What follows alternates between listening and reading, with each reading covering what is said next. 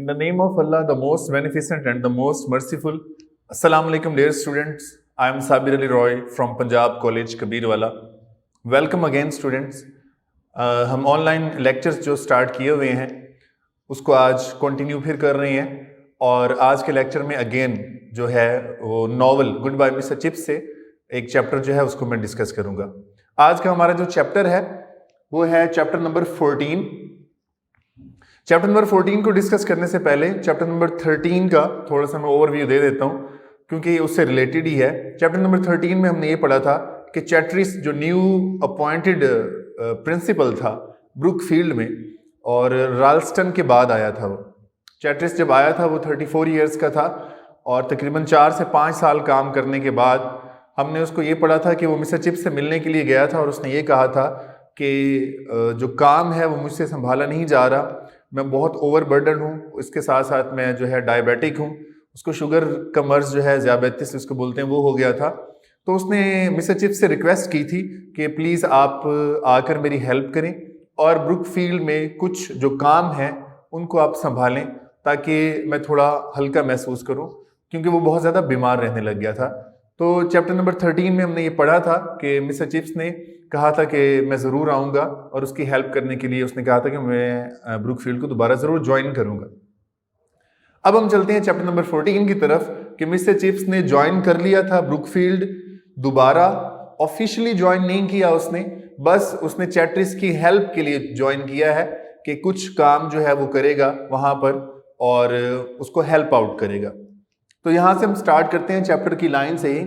He still lived at Mrs Wickett's house, he felt very fit and actual work was not taxing. हाँ, अभी भी वो Mrs wicket के घर रह रहा था, कभी कभार वो चहलकदमी करने के लिए बाहर चला जाया करता था और इसके साथ साथ क्या है वो ब्रुकफील्ड में भी जा रहा था, ज्वाइन उसने कर लिया था और अपने आप को बहुत फिट महसूस कर रहा था, बहुत चुस्त महसूस कर रहा था।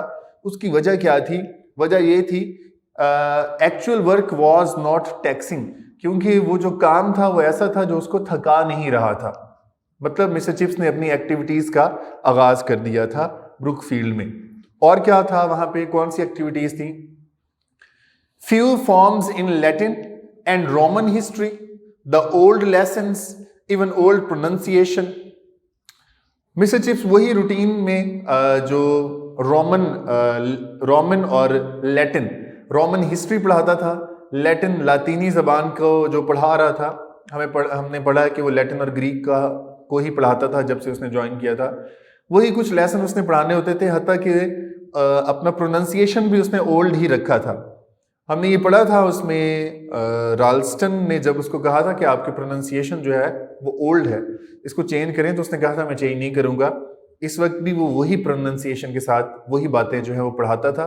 ये कुछ उसकी एक्टिविटीज थी जो वहां पे होती थी। They all said how marvellous it was that he new everybody's name and face so quickly. वहां पर मौजूद जो स्टूडेंट्स थे वो ये बात कहते थे कि मिस्टर चिप्स को बच्चों के नाम बहुत जल्दी याद हो जाते हैं, हमारे चेहरों को भी याद रखता है।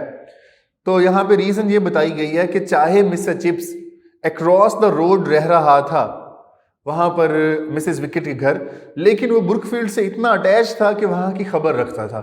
नए आने वाले स्टूडेंट्स के नेम्स जो हैं उसको पता होते थे। अपनी क्लासेस में जब उसने दोबारा ज्वाइन की तो बच्चे फिर से उसके साथ बहुत अच्छे तरीके से अटैच हो गए थे। अपने वही पहले वाले जो जोक्स हैं वो सुनाता था, जैसा कि हमने रिसेंटली लास्ट 2 चैप्टर्स हैं उसमें डिस्कस किया था। लेक्स कैन्यूरिया एक जो जोक था जिसमें पैट्रिशियन और प्लेबियन की शादी का जिक्र किया गया था। तो वही जोक जो है मिस्टर चिप्स दोबारा सुनाता था, वो बहुत खुश होते थे, बच्चे बहुत ज़्यादा हंसते थे क्योंकि वो जोक उनके लिए नए होते थे। तो इस तरीके से चिप्स जो है अपनी डेली जो रूटीन है ब्रुकफील्ड में उसको जारी रखता था और बच्चे जो हैं इस तरीके से उसके साथ अटैच भी होने लग जाते थे। मिस्टीरियस काइंड ऑफ राइजोल, चिप्स कॉल्ड इट एबरेंडम। चिप्स का एक नया जोक यहाँ पर चैप्टर नंबर 14 में जब चिप्स ने दोबारा ज्वाइन किया तो क्या था कि ब्रुकफील्ड में जो मेन्यू स्टूडेंट्स के खाने के लिए दिया जाता था, उस मेन्यू में एक नई जो फूड आइटम है उन्होंने ऐड कर दिया था जिसका नाम था राइजोल। एक्चुअली राइजोल जो है ये एक केक की तरह का बना हुआ एक बेकरी आइटम जैसे होता है, इस टाइप की वो एक डिश थी जो उन्होंने ऐड कर दी थी। चिप्स इसको एबोरेंडम बोलता था। एबोरेंडम मतलब चिप्स कहता था ये केक नहीं है, मुझे ऐसे लगता है कि ये किसी कीमे के साथ, मतलब गोश्त के कीमे के साथ बनी हुई कोई ये चीज़ है। तो जब क्लासेस में मिस्टर चिप्स ये वाली बात बताता था तो स्टूडेंट्स बहुत इंजॉय करते थे और हंसते थे। और इस वाले जोक पे स्कूल में ये बात फैल गई थी कि तुमने चिप्स की लेटेस्ट जो बात है, उसका लेटेस्ट जोक जो है वो सुना है। वो क्या था? वो राइजोल केक को चिप्स एबोरेंडम कहता था कि ये कोई कीमे की बनी हुई डिश है। चैप्टर में थोड़ा सा यहाँ पे एक बहुत ही सैड जो है वो न्यूज़ वो भी मिलती है। वो क्या न्यूज़ होती है कि in 1917 Chatteris fell ill during the winter and Chips became acting head for second time. Chatteris जिसने रिक्वेस्ट की थी मिस्टर चिप्स से कि काइंडली आप दोबारा ज्वाइन करें ब्रुकफील्ड को और मुझे हेल्प आउट करें, वही चैट्रिस जो है वो बहुत ज़्यादा बीमार पड़ जाता है और ड्यूरिंग द विंटर, सर्दियों के मौसम में वो बिल्कुल नहीं आता, स्कूल भी नहीं आ पाता और मिस्टर चिप्स जो है वो सेकंड टाइम एक्टिंग हेड बन जाता है। हमने पहले पढ़ा था फर्स्ट टाइम एक्टिंग हेड बना था राल्स्टन की अपॉइंटमेंट से पहले। जब राल्स्टन ने अपॉइंट होना था उससे पहले मेल्ड्रम की डेथ के बाद मिस्टर चिप्स एक्टिंग हेड बने थे। उसके बाद राल्स्टन जो है वो अपॉइंट हो गया था। राल्स्टन के बाद फिर ये चैट्रिस आ गया था। तो चैट्रिस बीमार पड़ गया तो इसके बाद एक्टिंग हेड दोबारा से मिस्टर चिप्स को बना दिया गया।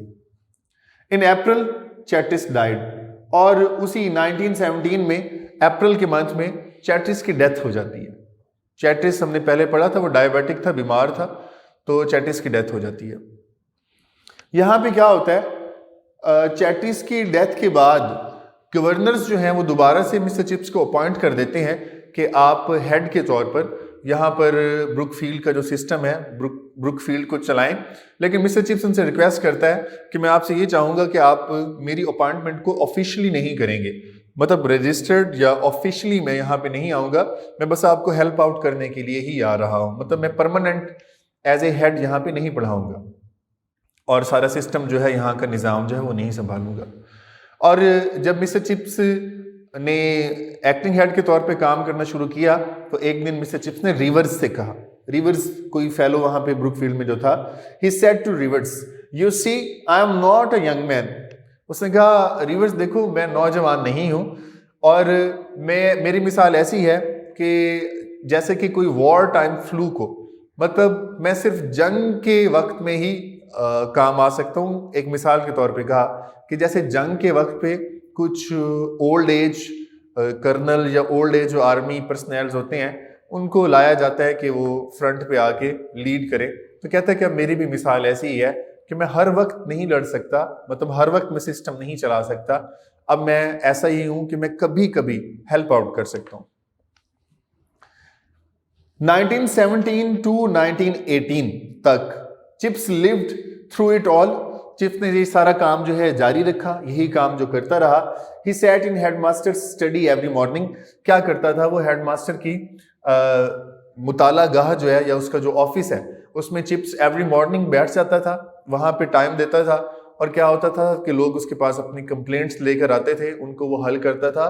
ब्रुकफील्ड के मुख्तलिफ सिस्टम, मुख्तलिफ काम जो थे वो उनको ठीक करता था और स्टूडेंट्स के जो प्रॉब्लम्स होते थे उनको वो ठीक करता था। तो इस तरीके से मिस्टर चिप्स जो है अपनी एक्टिविटीज को वहां पे कंटिन्यू किए हुए था।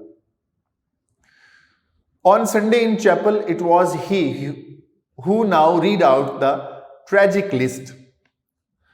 हमने ये पढ़ा कि ये जो टाइम चल रहा है आफ्टर 1914 के बाद का जो टाइम चल रहा था वो जंग अजीम का वक्त था। 1914 में वर्ल्ड वॉर फर्स्ट का आगाज हुआ था, तो ये ऑलमोस्ट 1919 तक ये चलता रहा था, 5 साल तक का टाइम है इसमें।